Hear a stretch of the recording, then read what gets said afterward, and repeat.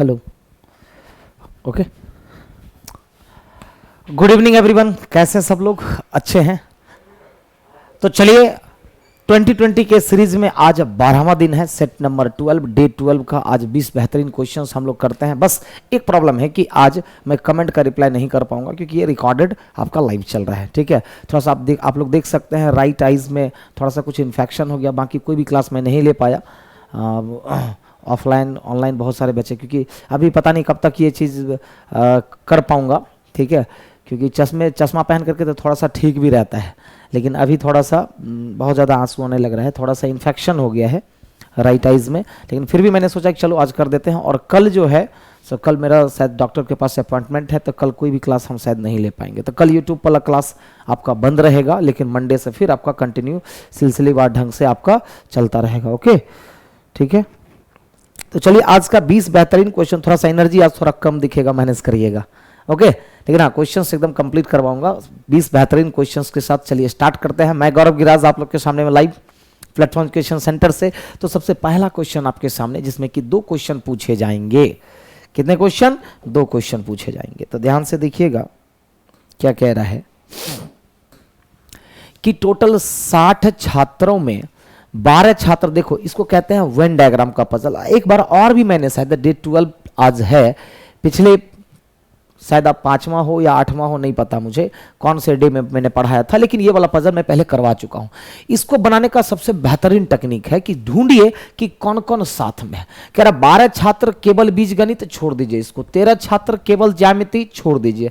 10 छात्र केवल त्रिकोणमिति, इसको भी छोड़ दीजिए।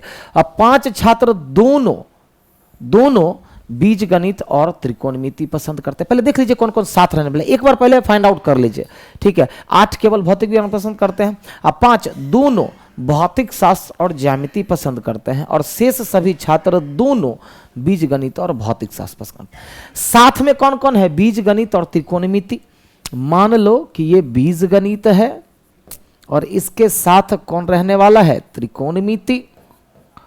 अब बीज गणित के साथ त्रिकोणमिति है और बीज गणित के साथ भौतिक शास्त्र है।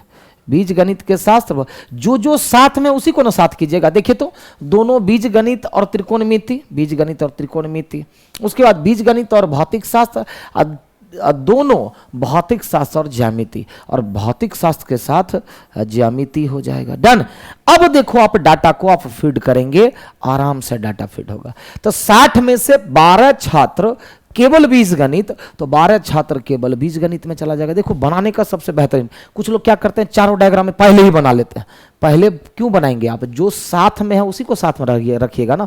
तो बीज गणित के साथ त्रिकोणमिति है तो उसको हमने साथ रखा, बीज गणित के साथ भौतिक शास्त्र है तो हमने साथ रखा, अब भौतिक शास्त्र के साथ ज्यामिति है हमने साथ रखा। आगे कह रहा है 13 छात्र जो हैं केवल ज्यामिति पसंद करते हैं, और 13 छात्र केवल ज्यामिति पसंद करते हैं। 10 छात्र केवल त्रिकोणमिति पसंद करते हैं, और 10 छात्र केवल त्रिकोणमिति पसंद करते हैं। 5 छात्र दोनों बीजगणित और त्रिकोणमिति, तो दोनों बीजगणित और त्रिकोणमिति तो 5 कॉमन वाले में आ जाएगा। 8 केवल भौतिक विज्ञान पसंद करते हैं, और शेष छात्र, तो टोटल तो 60 है, 60 में से कितना बच गया? तो 10 5 15, 12 27, 10 5 15 और 12 27 और 8 35। अब 35 और 13 कितना हो जाएगा? अच्छा कोई लाइन और छोड़ो, हुआ छूटा हुआ है क्या? एक बार मिला लीजिए जरा, कुछ तो छूटा हुआ है। 5 दोनों भौतिक शास्त्र और ज्यामिति, देखो अब 5 भौतिक शास्त्र और ज्यामिति छूटा हुआ था, 5 भौतिक शास्त्र। अब कह रहा शेष सभी छात्र दोनों बीज गणित और भौतिक शास्त्र। अब शेष छात्र यहां आएगा, तो ये देखो 10 5 15, अब 12 27, 8 35, अब 5 40 और 13 53, तो बच कितना गया? 7। 7 कहां से आया पता है ना? 60 में से कितना बच गया? अब सवाल का आंसर करो। अब पहला सवाल, कितने छात्र एक से अधिक विषय पसंद करते हैं? तो एक से अधिक विषय पसंद करने वाले 5 7 12 और 5 17, कितने? 17 होगा। कोई दिक्कत?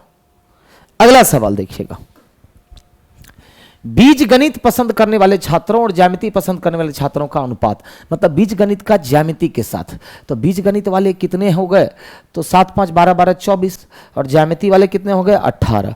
तो 22 और 18, 22 और 18, तो 2 से 11 बार में और 2 से 9 बार में, तो 11 अनुपात 9, बीजगणित और ज्यामिति पसंद करने वाले, बीजगणित पसंद करने वाले छात्रों और ज्यामिति पसंद करने वाले छात्रों का अनुपात, बीजगणित और ज्यामिति, तो 7 5 12 12 24, ज्यामिति वाले 13 5 18, और 24:18 होगा ना, हमने 22 लिख दिया यहाँ, तो 24:18 हो जाएगा।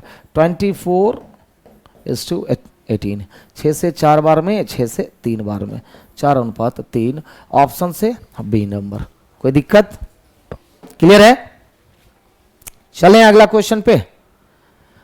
3 से 4, 5 व्यक्ति A B C D E, 5 अलग अलग शहर। देखो इस पजल को कहते हैं क्लासिफिकेशन बेस्ड पजल, और क्लासिफिकेशन बेस्ड पजल में आपको करना क्या है, तो बेस किसको बनाएंगे, तो 5 व्यक्ति A B C D E, अब 5 अलग अलग शहर पटना, रांची, गया, बनारस और दिल्ली में रहते हैं।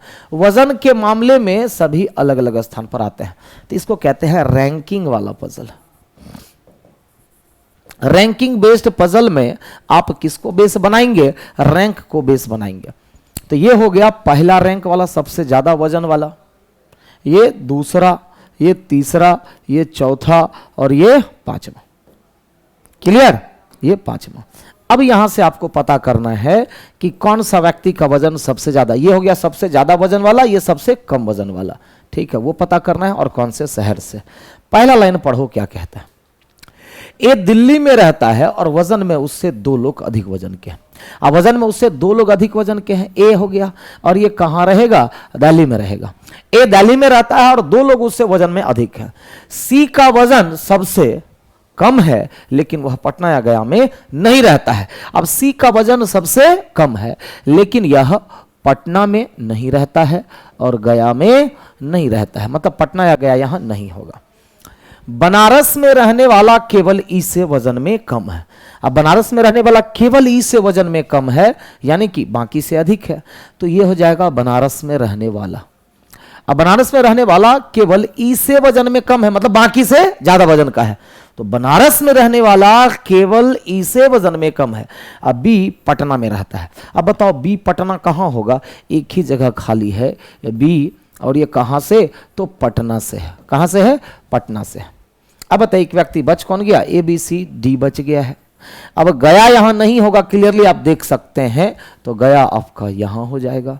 अब एक शहर कौन सा बच गया है, ये बताओ, बनारस तो हो गया, रांची बच गया है। कौन सा, रांची, RNCH से रांची हो जाएगा, रांची हो जाएगा। कोई दिक्कत? अब देखो सवाल बनाओ। पहला क्या कह रहा है, ई किस शहर में रहता है, तो जरा बताए ई किस शहर में रहता है, गया में रहता है। कहां रहता है, गया में रहता है।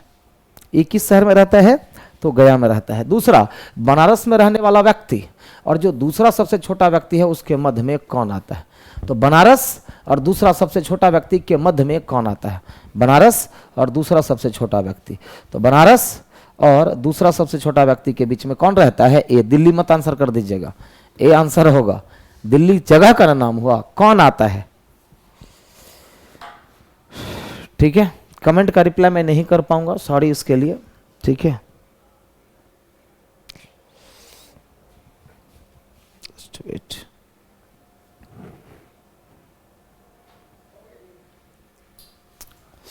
चलिए, कह रहा वीनस का संबंध जिस प्रकार सोलर सिस्टम से, तो स्टूडेंट का संबंध किससे होगा, किससे हो जाएगा, क्लासरूम से। क्या हो जाएगा, क्लासरूम से। स्टूडेंट से नहीं हो जाएगा, ठीक है, स्टूडेंट तो है ही।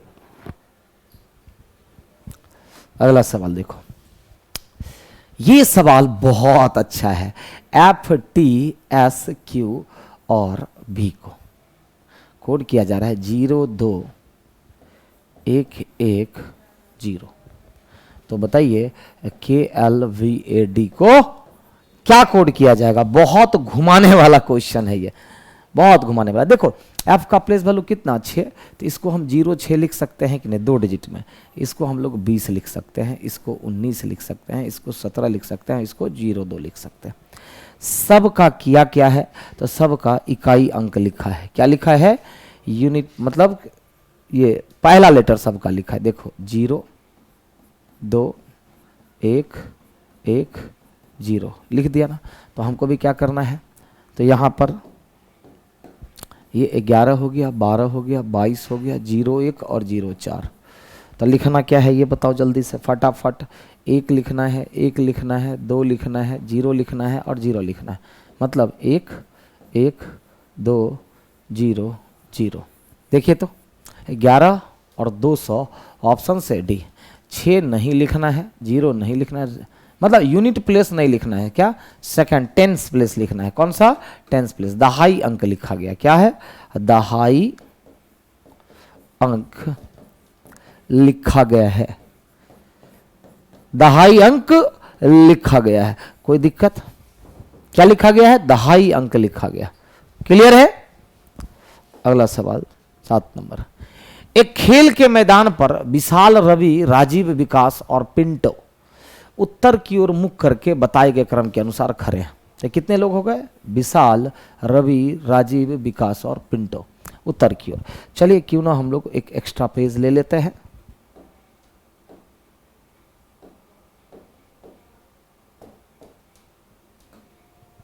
डन। पहला लाइन क्या कह रहा है ये बताइए। रवि विकास के दाहिनी ओर 40 मीटर पर है। रवि कहां? विकास के दाहिनी ओर 40 मीटर पर है। रवि विकास के, मान लो कि ये रहा विकास, रवि इससे कितना दाहिनी ओर, और 40 मीटर पर कौन हो गया? रवि हो गया। तो रवि कहां पर? तो रवि जो है विकास के दाहिनी तरफ 40 मीटर। क्लियर? पहला लाइन क्लियर। रवि विकास के दाहिनी ओर 40 मीटर पर। विशाल रवि के दक्षिण में 60 मीटर पर है। विशाल रवि के दक्षिण में, तो विशाल रवि के दक्षिण में कितना? 60 मीटर पर है। कौन? विशाल। ये कौन हो गया? तो विशाल। 3 लड़के हो गए, 2 लड़के को और रखना है। तो विशाल कहां? रवि से दक्षिण की तरफ 60 मीटर पर है। डन। अब ये लाइन पढ़ो। राजीव विकास के पश्चिम में 25 मीटर पर। राजीव विकास से 25 मीटर पश्चिम। राजीव विकास से 25 मीटर पश्चिम, ये राजीव हो गया। कौन हो गया? राजीव। अब एक लड़का बच गया है, लास्ट में पढ़ो। पिंटू विशाल के उत्तर में 90 मीटर पर है। पिंटू विशाल के उत्तर में 90 मीटर पर। अब ध्यान दो, पिंटू विशाल के उत्तर में 90 मीटर पर, मतलब 30 मीटर पर होगा। कौन हो गया? पिंटू। कौन हो गया? पिंटू। तो पिंटू विशाल से 90 मीटर। देखिए तो 60 और 30 90 हो गया कि नहीं हो गया? डायग्राम हमारा चलो बन गया, डायग्राम बन गया। अब देखना क्या है, तो देखिएगा क्वेश्चन क्या पूछ रहा है। कह रहा वह व्यक्ति कौन है जो रवि के बाईं ओर वाले व्यक्ति के उत्तर पूर्व में है। वह व्यक्ति कौन है जो रवि के बाईं ओर वाले व्यक्ति के उत्तर पूर्व में है। मतलब सवाल पूछ रहा है वो कि रवि के बाईं ओर वाले व्यक्ति के उत्तर पूर्व में कौन है, यही ना पूछ रहा है। वह व्यक्ति कौन है जो रवि के बाईं ओर वाले व्यक्ति के उत्तर पूर्व में है। अब डायग्राम देख करके बताइए तो क्या हो जाएगा। तो रवि के बाईं ओर वाले व्यक्ति के उत्तर पूर्व में कौन हो जाएगा? पिंटो। तो रवि के बाईं ओर वाले व्यक्ति के उत्तर पूर्व में कौन है? तो पिंटो हो गया। कौन हो गया? पिंटो। इनमें से कोई नहीं, इनमें से कोई नहीं। आंसर क्या हो जाएगा? पिंटो हो जाएगा। क्या हो जाएगा आंसर? पिंटो। एक सवाल और है इस पर। अगर एक लड़का राजीव के तरफ से चला, विकास से मिला, ध्यान दीजिएगा। अगर एक लड़का राजीव के तरफ से चला और विकास से मिला, देखो राजीव से चला और फिर विकास से मिला, मतलब 25 चला। फिर देखिए पढ़िए क्या कह रहा है। राजीव की तरफ चला, विकास से मिला और फिर रवि से मिला। अब वो क्या मिला? फिर रवि से मिला। अब यहां से वो क्या किया? फिर रवि से मिला, तो 40 और चला। चला कि नहीं चला? ध्यान से देखिएगा आगे। फिर विशाल से और बाद में पिंटू से। फिर ये विशाल से मिलने के लिए गया। अब यहां से वो विशाल से मिलने के लिए गया, 60 चला। अब फिर यहां से क्या किया? यहां से पिंटू से मिलने गया तो 90 मीटर और चला। तो बताइए कुल वो कितना चला? कुल कितना चला? 25 चला, 40 चला, 60 चला, अब फिर 90 चला। कितना हो गया टोटल? 5 का 5 हो गया, 9 6 15 4 19 2 21, 215 मीटर। कितना मीटर? तो 215 मीटर। बन गया कि नहीं बन गया? कितना मीटर? तो 215 मीटर चला। ऑप्शन से ए हो गया।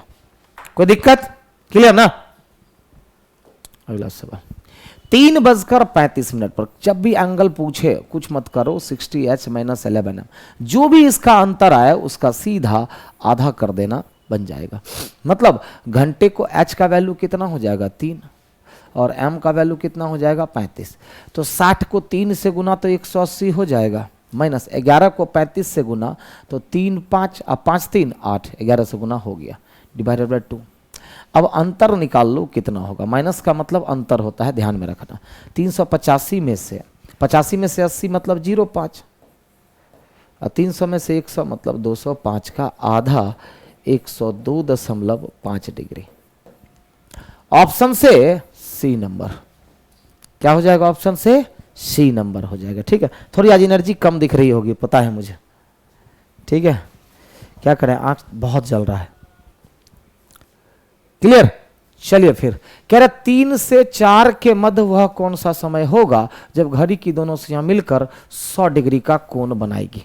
ध्यान दीजिएगा, गैपिंग का फॉर्मूला होता क्या है, 2/11 30h प्लस माइनस एंगल। तो जरा बताइए क्या होगा।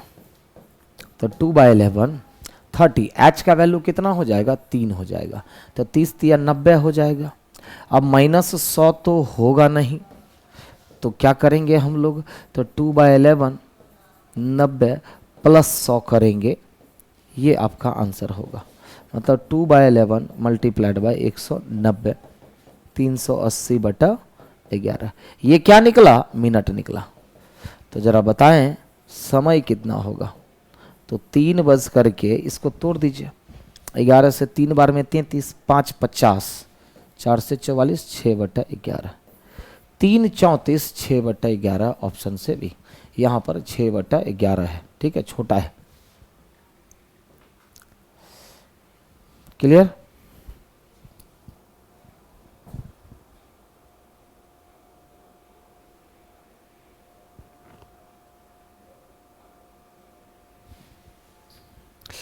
थोड़ा सा ज़्यादा डिस्टर्ब करने लग गया, कोई बात नहीं। अब 11वां क्वेश्चन पर तो आ ही गए। देखो, राम की दुकान में 2 घड़ियां हैं, पहली घड़ी और दूसरी घड़ी दोनों को सुबह 7 बजे मिला दी गया। मान लो कि आज सुबह 7 AM में घड़ी को सही समय पर सेट किया गया, ठीक है। उसी दिन शाम 7 बजे, उसी दिन शाम 7 बजे, अब जरा ध्यान देना है, उसी दिन शाम 7 बजे, मतलब सेम डे शाम 7 PM तक कितने घंटे हो गए, 12 घंटे हो गए। अब इस 12 घंटे में क्या हो गई ये देखना है। तो उसी दिन शाम 7 बजे पहली घड़ी 7:12। तो आप देखिएगा, पहली घड़ी 12 मिनट आगे हो गई और दूसरी घड़ी क्या हो गई, 6:48, मतलब 12 मिनट पीछे हो गई, 12 मिनट पीछे हो गई। इसका मतलब ये हुआ कि 12 घंटे में दोनों घड़ियों के बीच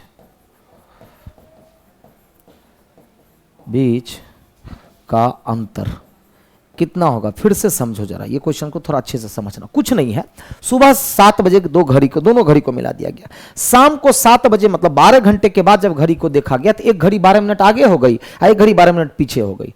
तो दोनों घड़ियों को तो एक ही बार मिलाया गया। अब एक 12 आगे चली गई, एक 12 पीछे चली गई, तो अंतर कितना का हुआ ये बताइए दोनों घड़ियों के बीच में। 12 24 मिनट का अंतर, कितने घंटों में, 12 घंटों में। मतलब 12 घंटे में दोनों घड़ियों का अंतर कितने मिनट का, 24 मिनट का।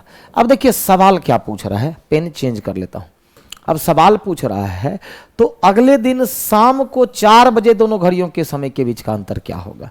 तो देखिएगा, आज 7 AM से अगले दिन, अलगे लिखा गया, अगले दिन 4 PM तक, जरा बताइए कितना घंटा हो गया। आज सुबह 7 बजे से कल शाम के 4 बजे तक, तो आज सुबह 7 बजे से कल सुबह 7 बजे तक 24 घंटा हो गया, और उधर 9 घंटा हो गया, 24 9 33 घंटे हो गए। 33 घंटे में कितना, जब बताइए कि 12 घंटे में 2 मिनट, तो 33 घंटे में कितना, 66 मिनट का अंतर हो जाएगा। कितना मिनट का, 66 मिनट का अंतर हो जाएगा। मतलब 1 घंटा 6 मिनट का अंतर हो जाएगा, 1 घंटा 6 मिनट का अंतर हो जाएगा। ऑप्शन से सी। कुछ नहीं था।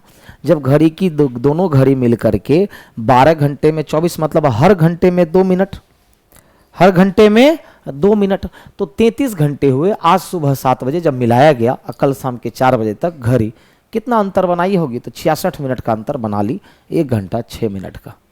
कोई दिक्कत है? 12।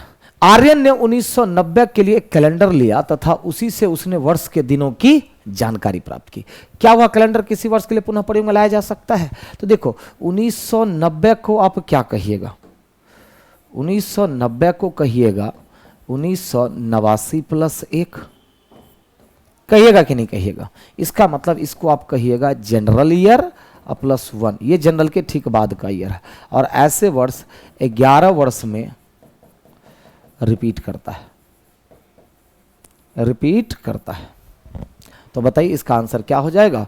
1990 प्लस 11, 2001, 2001 आंसर। अब देखो, अब जनरल प्लस 1 11 वर्षों में, लेकिन लीप प्लस 1 जो होगा वह 6 वर्ष में रिपीट कर जाता है, वह 6 वर्ष में रिपीट करता है। और जो खुद लीप ईयर हो, प्लस माइनस नहीं, जो खुद लीप ईयर हो वह 28 वर्ष में रिपीट करता है। चलो एक सेक्शन आपका कैलेंडर का कंप्लीट हो गया। सर लीप प्लस 1 किसको बोलेंगे? जैसे कि 1997 को क्या कहिएगा? 1996 प्लस 1, मतलब कि लीप प्लस 1 बोलिएगा। और ये क्या? जैसे कि 2008, ये क्या? जैसे 2008 है तो इसको लीप बोलेंगे। डन। अगला, यदि 3 दिसंबर 1990 रविवार है तो 3 जनवरी 1991, ये बताओ दिसंबर है और फिर जनवरी है, 2 ही तो महीना है। 3 दिसंबर 1990 और 3 जनवरी 1991। अब दिसंबर तो 1990 तो खत्म ही होने वाला है। दिसंबर में कितना दिन बचा हुआ है? 3 के बाद 28 प्लस जनवरी का 3, कितना दिन हो गया? 31 दिन हो गया। 31 में 7 का मल्टीपल उड़ा दीजिए, शेष कितना बचेगा? शेष बचेगा 3, और 3 में जोड़ दीजिए रविवार, कितना हो जाएगा? बुधवार हो जाएगा। क्या हो जाएगा? बुधवार। बताओ आराम से बन गया कि नहीं? देखो 3 दिसंबर 1990 खत्म होने वाला, जनवरी शुरू होने वाला, ज्यादा दिन का अंतर है कहाँ? 28 दिन यहाँ बचा हुआ है, उसके बाद तो 1 जनवरी 1991 आ जाएगा। तो 28 3 31 दिन के बाद पूछ रहा है। 31 का मतलब 28 उड़ा दिए, 3 शेष बच गया, तो 3 दिन जोड़ दिए। आ गया ना आंसर? 14। प्रथम गणतंत्र दिवस 26 जनवरी 1950 को मनाया गया, कौन सा दिन था? देखो डेट में 7 से भाग लगाएंगे, शेष कितना बचेगा? 5। जनवरी का कोड, अब ये देखो ये क्या है? जनरल ईयर है तो जनवरी का कोड 1 लेंगे। 50 में 7 से भाग लगाएंगे, शेष 1 बचेगा। 50 सालों में लीप कितने होंगे? तो 50 सालों में लीप होगा 12, लेकिन हम कह रहे 12 ना लिख करके 5 लिखेंगे, 7 उड़ा दिए तो 5 लिख लिया। अब 1900 का कोड 0 हो जाएगा। तो बताइए 5 2 7 खत्म, 5 का मतलब क्या हो जाता है? गुरुवार हो जाता है। क्या हो जाता है? गुरुवार। ऑप्शन से बी नंबर। कोई दिक्कत? आप अपना कोड भी ले सकते हैं, जनवरी के कोड कुछ लोग 0 लेते हैं, जनरल ईयर में ले सकते हैं, और डे कोड अपना लीजिएगा। कुछ जानवर कोयल है। अब देखिए कुछ जानवर जो है वो क्या है? कोयल है, और कुछ जानवर जो है वो गाते हैं। कुछ जानवर कोयल, कुछ जानवर गाते हैं। तो कुछ कोयल गाती है तो नहीं कह सकते, और कोई भी जानवर कोयल नहीं है, निगेटिव बात कर रहे थे, गलत है। और कुछ जानवर गाते हैं, कुछ जानवर गाते हैं, तो बिल्कुल सही। डन। तो आंसर क्या हो जाएगा? केवल 3 अनुसरण करता है। क्या? केवल 3। वैसे देखो बैंक में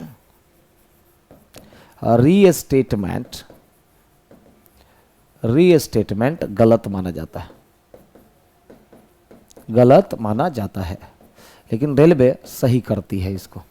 प्रीवियस ईयर में हमने देखा है वो सही किया है, लेकिन होना नहीं चाहिए। रीस्टेटमेंट जैसे ये जो होता है ना, ये बैंक में अगर जाएं तो बैंक में ये क्या हो जाएगा? सीधा गलत हो जाएगा बैंक में। रीस्टेटमेंट। कोई भी कुत्ता बिल्ली नहीं है। अब ध्यान दीजिए, कोई भी कुत्ता बिल्ली नहीं है, कोई भी कुत्ता बिल्ली नहीं है, और सभी बिल्लियां शेर हैं। पहला कह रहा है कि कोई भी कुत्ता शेर नहीं है, तो गलत, क्योंकि देखिए कोई भी कुत्ता ये नहीं हो सकता, ये नहीं हो सकता। शेर तो हो सकता है ना जी, हो सकता है शेर, तो पहला गलत हो गया। दूसरा, कुछ शेर बिल्ली है, तो कुछ शेर बिल्ली है तो हाँ, कुछ शेर कुत्ता है, कुछ शेर कुत्ता है नहीं, लेकिन इस दोनों में ना इधर हो जाएगा। कहिए क्यों?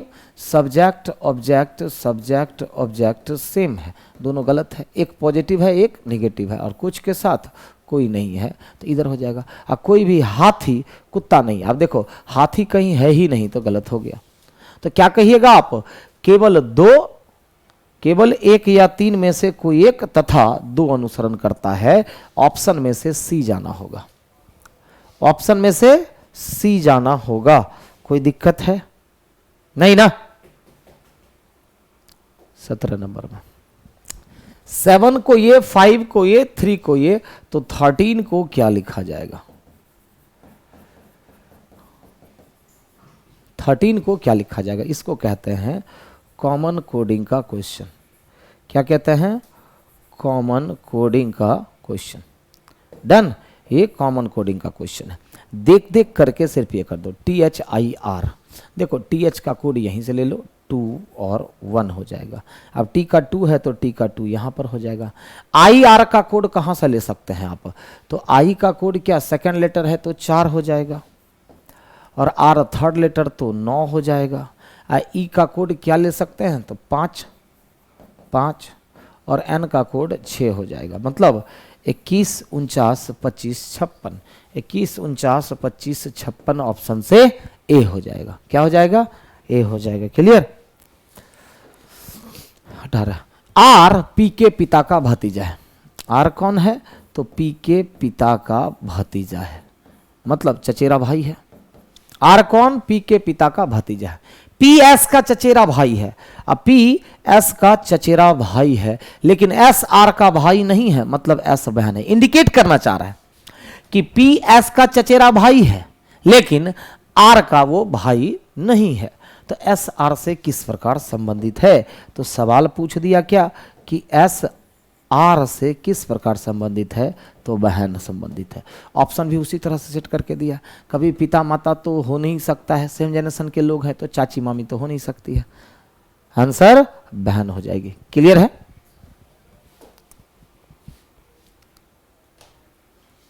उन्नीस, राम के कमरे में 2 दर्पण। ये हो गया पहला दर्पण, और ये हो गया राम के कमरे में 2 दर्पण आमने सामने रखी गई है। देखो ये 2 दर्पण आमने सामने रखी गई है, ठीक है, जिस पर अब पहले दर्पण के बगल में ये रहा पहला दर्पण और ये रहा दूसरा दर्पण। पहले दर्पण के बगल में कोई एक घड़ी है। क्या है? एक घड़ी है। ध्यान देना, पहले दर्पण के बगल में एक घड़ी रखी जिस पर केवल बिंदु अंकित है। दूसरे दर्पण से प्रवर्तित होने के बाद पहले दर्पण में राम को 10-50 मिनट का समय दिखाई देता है। देखो जब यहां से यहां गया, अब फिर यहां से यहां आया, परिवर्तित होने के बाद, ठीक है, पहले घड़ी में 10-50 का समय दिखाई दे रहा है। तो दर्पण में सही समय क्या होगा? सही समय पूछ रहा है कि क्या होगा। ध्यान देना, मान लीजिए कि ये एक मिरर है, मिरर के बगल में एक घड़ी लगा हुआ है। इसका जब वहां प्रतिबिंब बनेगा तो बाएं दाएं चेंज हो जाएगा, फिर वहां से जब यहां बनेगा फिर बाएं दाएं चेंज हो जाएगा, मतलब 2 बार बाएं दाएं चेंज हो गया। क्या हो गया? नोट में लिख लीजिएगा, यहां 2 बार बाएं दाएं चेंज हो गया, चेंज हो गया। अतः समय समान होगा। समय क्या होगा? समान होगा। इसका मतलब 10-50 था और 10-50 ही रहेगा। ध्यान रखिएगा, ये सब क्वेश्चन रहेगा। 10-50 रट तो लिए होंगे, लेकिन जानते थे कि नहीं कि क्यों ऐसा होता है? क्योंकि देखिए परिवर्तित होने के बाद यहां पर आया। डन, इसीलिए। अगला, एक पासे के 2 प्रारूप। ये हो गया पहला प्रारूप और ये हो गया दूसरा प्रारूप। एक पासे के 2 प्रारूप को दर्शाया गया है जिसमें घड़ी की दिशा में क्रमशः 3, 5 4 5 4 6। तो यदि उस पासे में 6 ऊपर की सतह पर हो तो नीचे की सतह पर क्या होगा। तो आप ध्यान दीजिएगा, पूछ रहा है 6 के विपरीत में क्या होगा। अब दोनों में देखिए 5 4 कॉमन है, तो 6 का अपोजिट क्या हो जाएगा, 3 हो जाएगा। क्या हो जाएगा, 3 हो जाएगा। और ऑप्शन से क्या हो जाएगा, सी। क्लियर। तब हम लोगों की मुलाकात होगी मंडे को। आज के लिए इतना ही, ओके, बाय बाय। और मंडे को फिर यही सिलसिला जारी रहेगा 20-20 क्वेश्चंस का, मतलब 13वां सेट मंडे को होगा, ओके। या अगर हो सकता है, थोड़ा सा आप लोग केयर कर लीजिएगा, सैटरडे को भी हम क्लास ले सकते हैं, चांस हो सकता है। जैसे फ्राइडे को नहीं हुआ तो हम सैटरडे को क्लास ले सकते हैं, वो शेड्यूल्ड कर दिया जाएगा, ठीक है। तो अलर्ट रहिएगा, सैटरडे को लेकर के हो भी सकता है, नहीं तो मंडे तो फिक्स है ही। फ्राइडे को कल वाली क्लास मैं सैटरडे को करवा दूंगा कन्वर्ट, ठीक है। टाइमिंग उसकी क्या होगी थोड़ा सा वॉच आउट करते रहिएगा आप लोग, ओके। चलिए फिर बाय बाय सभी को, गुड नाइट।